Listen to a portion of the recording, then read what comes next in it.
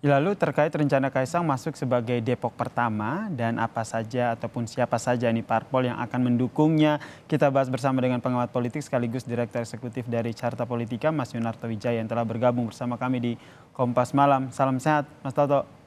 Salam sehat, Bung Yasir. Selamat malam. Ini tanggapannya seperti apa nih dari awal baliho naik, kemudian banyak parpol yang mendukung, terus itu akhirnya menyatakan kesiapan. Ini menurut Mas Toto sendiri sebagai pengamat politik nih, emang sudah direncanakan sebelumnya sehingga membuat sebuah alur begitu atau seperti apa? Iya, saya malah ingin memberikan perspektif lain ya. Kalau kemudian kita menganggap ini adalah bentuk kepastian Mas Kaisang maju di Depok satu, saya pikir Mm-mm. belum. Kalau kita lihat bisa ada dua kacamata di sini. Kenapa Yang begitu?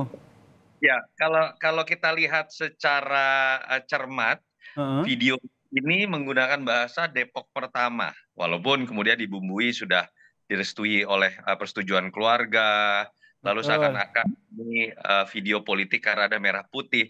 Tapi kok saya malah melihat ada kekasan, ini Mm-mm. bukan tidak mungkin juga apa ya sebuah gaya marketing kontemporer Heeh. memanjakan publik dan audiens dengan menggunakan isu lain, tapi ujung-ujungnya ada sebuah launching produk nih. Oh gitu Entah ya. Jadi melihatnya lebih condong ke situ atau ada peluang seperti itu ya?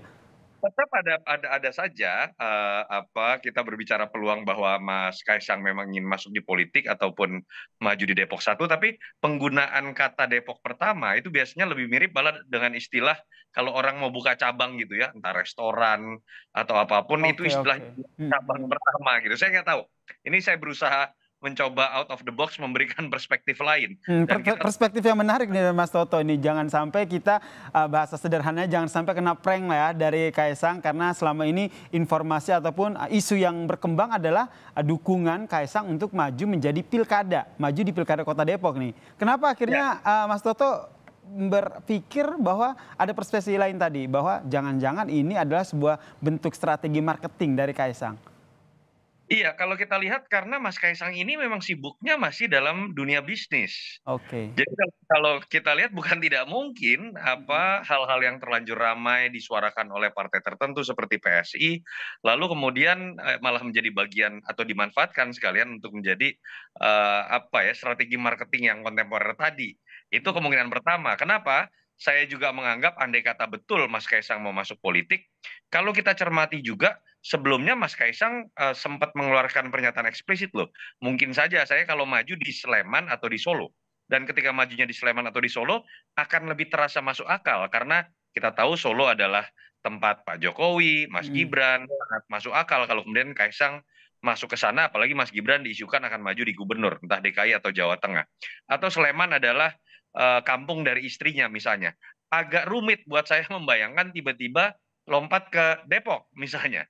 Dan itu yang menyebabkan kalau saya sih melihat Mas Kaisang sepertinya memanfaatkan saja hype dari Mm-mm. ramai isu beliau akan maju di Depok malah menjadi bagian dari marketing untuk dunianya yang lain. Oke, Yang apakah itu terlihat seperti kok tidak terlalu etis begitu? Karena kan Gerindra sudah mendukung, PSI sudah mendukung, PDIP juga ikut berkomentar begitu. sebetulnya malah menurut saya politik harusnya dibikin asik seperti ini ya. Oke. Jangan dibikin kaku dengan dorongan-dorongan karena ayahnya masih presiden, ya sudah Mhm. pasti hampir semua partai pendukung koalisi akan ikut setuju ketika ada isu Kaisang mau maju di Depok kah, mau maju di Bandung kah, mau maju di Solo kah, di Sleman kah, atau dimanapun. Saya malah lebih senang kalau Mas Kaisang menjawabnya dengan asik, atau Mhm. kemudian membelokkan isu ini menjadi isu yang lebih cair, misalnya kalau betul ternyata ini adalah bagian dari marketing non politik, menurut saya politik harusnya seperti itu. Oke. Dan kalau pertanyaannya peluang Mas Kaisang menang atau tidak juga kita harus melihatnya dalam konteks jangka panjang ya, apalagi berbicara Depok. Pertama yang harus Mhm. diingat adalah pilkada itu terjadinya 8 bulan atau 9 bulan setelah Pilpres. Atau kemudian ayahnya sendiri sudah tidak menjadi presiden loh. Dan Oke. apa yang akan terjadi di Pilpres itu akan menentukan sekali bagaimana kemudian peluang kemenangan dari bagian keluarga Pak Jokowi, karena rezimnya kan sudah pasti berganti, bukan Pak Jokowi lagi ya.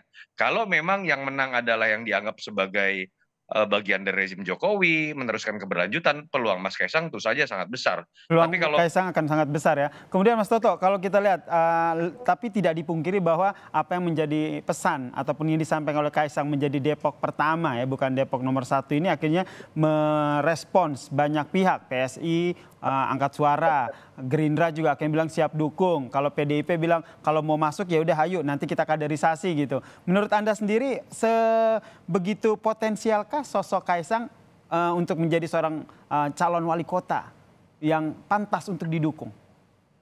iya, pasti kita masih melihat variabel terbesarnya adalah keberadaan Kaisang sebagai anak Pak Jokowi, yang Oke. kita tahu masih memiliki kekuatan politik sangat besar, kepuasan publik tinggi, dan buat saya tidak mengherankan, hampir pasti partai pendukung koalisi Jokowi ya tidak akan ada yang berani menolak begitu kan. Tapi balik lagi ketika kita melihat karakter Kaisang ya, membuat sebuah isu, melempar sebuah isu. Ingat misalnya contoh, pada saat ramai-ramainya Puan dengan Ganjar, Mhm. dalam konteks masih berebutlah tiket dari PDI Perjuangan, dan kita tahu kecenderungan Pak Jokowi mengendorse Mas Ganjar, Mas Gibran mengendorse Mas Ganjar, tiba-tiba Kaisang muncul dengan logika sebaliknya menggunakan kaos bergambar Mbak Puan. Apakah itu Ya, bisa diartikan itu dukungan Mbak Puan, Mas Kaisang terhadap Mbak Puan dalam arti politik yang sungguhnya? Kan tidak juga. Harus betul. dilihat Mhm, mhm. konteks yang lebih cair, bisa saja non politik dan lain-lain gitu ya. Nah ini Itu menarik juga di kalimat Mas Toto, harus melihat konteksnya lebih cair, apalagi melihat background ataupun sikap dari Kaisang dalam apa ya, menyikapi politik ataupun dinamika politik yang terjadi ya saat ini. karena gini loh, andai kata betul ya, Depok Heeh. Pertama ini ternyata bukanlah sebuah launching produk politik bernama dirinya menjadi calon wali kota, Mhm. menurut saya jangan-jangan itu bisa, kalau betul itu terjadi ya, itu cara Kaisang menolak dengan halus gitu pinangan-pinangan dari yang mendorongnya untuk menjadi Mhm. calon wali kota. Kalau misalnya dia melaunching produk marketing atau produk non politik kan artinya dia ingin mengatakan secara tidak langsung, saya concern terhadap kota Depok tapi bukan dalam konteks politik, atau Tapi bisa dalam juga konteks lain begitu ya. atau saya concern dengan bidang politik tapi mungkin tidak di kota Depok. Itu yang saya coba lihat, bukan tidak mungkin ya, Mhm. malah menjadi sebuah fakta yang menarik gitu dari berbagai macam nyelenehnya sosok Kaisang yang bukan sekali ini saja, sudah berkali-kali Mhm, mhm. dia. Sosok nyeleneh Kaisang termasuk dalam dunia politik nih. Apakah ini tentu atas pengetahuan dari sang ayah ya, Joko Widodo ya?